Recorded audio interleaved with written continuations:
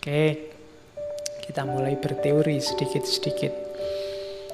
Harapan adalah dorongan fitrah. Saya bilang tadi dia anugerah Allah yang hanya dimiliki oleh manusia. Binatang tidak punya harapan, tumbuhan tidak punya harapan. Bebek itu tidak punya cita-cita, besok aku kalau besar pengen jadi bebek yang berguna bagi nusa bangsa, tidak ada. Yang punya harapan manusia, fitrahnya, kodratnya manusia bercita-cita, berharap. Yang kedua, harapan lahir karena kebutuhan. Ini boleh kembali ke Abraham Maslow, saya ambil contohnya itu. Karena kita ingin survive, karena kita ingin aman, karena kita ingin mencintai atau dicintai, kebutuhan untuk status, kebutuhan aktualisasi diri. Dari sini kan muncul harapan-harapan. Jadi harusnya secara fitrah manusia itu berharap. Jadi manusia itu kalau bahasanya komputer itu program yang kompatibel untuk hidupnya manusia itu adalah program harapan, bukan program keputusasaan. Kalau kamu menginstal keputusasaan harusnya crash dengan hidupmu. Jadi orang-orang yang pesimis, putus asa itu sebenarnya menyalahi fitrahnya. Makanya Allah benci. Disebutnya kafir atau kufur. Terus selain itu harapan juga di teori yang lain disebutkan lahir oleh situasi hidupmu, termasuk dari masyarakat. Jangan dikira harapan-harapanmu itu hasil pikiran dan pilihanmu sendiri.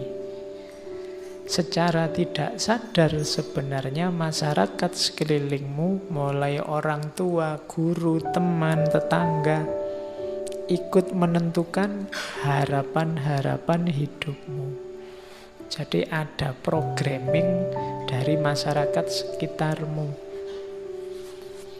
Maka jangan gaya, jangan merasa bahwa saya ini bebas loh Pak, cita-citaku, keputusanku sendiri, enggak. Di situ ada ilustrasinya, biasanya anaknya pedagang itu ya mentalnya dagang dan cepet kalau disuruh berharap untuk dagang. Anaknya guru juga begitu, anaknya pemikir juga begitu biasanya. Jadi cita-cita, harapan itu mix antara fitrah individu, kebutuhan masing-masing orang, plus programming dari masyarakatnya. Jadi teori ini mau bilang bahwa setiap orang harus sadar sebenarnya kebebasan mutlak untuk manusia itu tidak ada. Kamu yang merasa bebas sebenarnya tidak bebas juga. Masyarakatmu pasti mempengaruhi ekspektasi dan harapanmu. Bukan keinginanmu sendiri.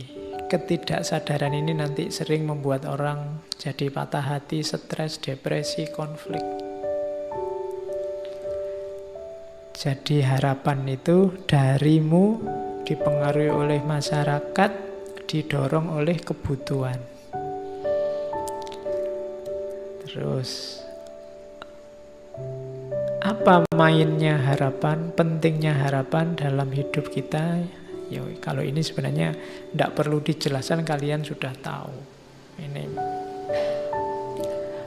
menegaskan arah dan orientasi hidup, meningkatkan kemampuan menghadapi kesulitan. Itu ada saya kutipkan sebuah quotes dari Biksu Thich Nhat Hanh, dari ini Biksu Zen Buddhisme dari Vietnam. Dia punya torekot kalau bahasa Islamnya ya. Dia punya order of interbeing. Jadi kita kan selama ini interreligius, interrelasi, dia punya order of interbeing. Jadi tidak cuma sesama manusia, sesama makhluk, tapi saling berhubungan dengan segala yang ada. Katanya Thich Nhat Hanh, hope is important. Harapan itu penting sebab dia akan membuat momen saat ini tidak terlalu sulit untuk ditanggung. Kalau kita percaya bahwa besok lebih baik, kita akan bisa menanggung beratnya hidup hari ini. Itu enaknya punya harapan. Jangan putus harapan dengan situasimu, dengan kondisimu, kondisi negaramu, kondisi agamamu. Ketika kamu tidak putus harapan, seberat apapun yang kamu tanggung hari ini, rasanya akan ringan. Kenapa? Tenang aja, besok enak kalau harapan kita terpenuhi. Kalau tidak terpenuhi, berharap lagi. Selama kamu masih punya harapan, masih enak. Hidupmu kiamat kalau kamu sudah tidak punya harapan. Jadi, tanggunglah kesulitan hari ini dengan harapan. Jadi solusinya gampang. Kamu tidak punya uang, nggak apa-apa, sumpek sekarang. Bayangkan besok ini puasanya, besok kamu kaya raya. Itu kan kamu lebih enteng nanggungnya sekarang. Kamu jomblo sekarang tidak apa-apa, bayangkan besok dapat yang terbaik, Nah, itu kan kamu jadi enteng.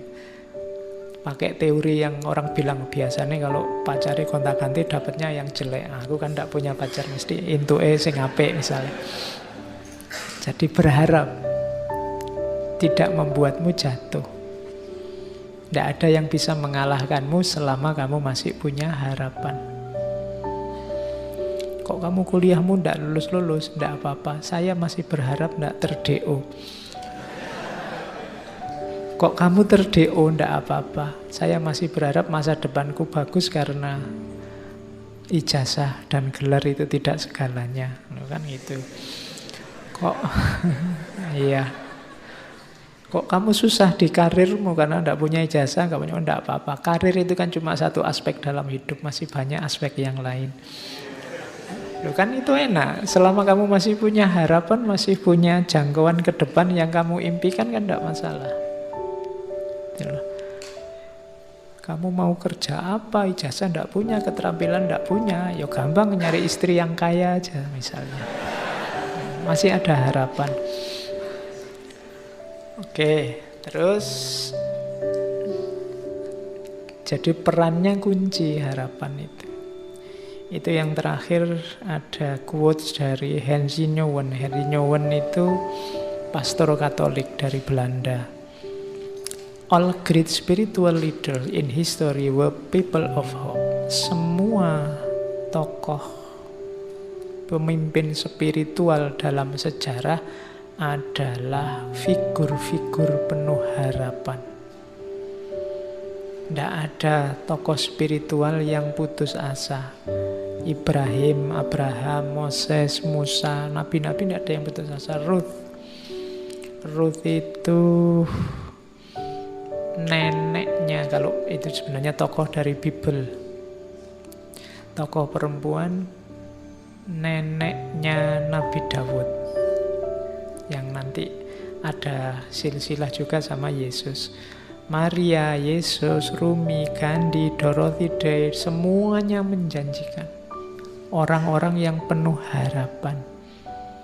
Live with a promise in their heart. Mereka meyakini suksesnya di masa depan, janji-janji di masa depan. Itulah yang membimbing mereka menuju masa depan. Jadi masa depan itu penting, maka hidupkanlah dengan harapan.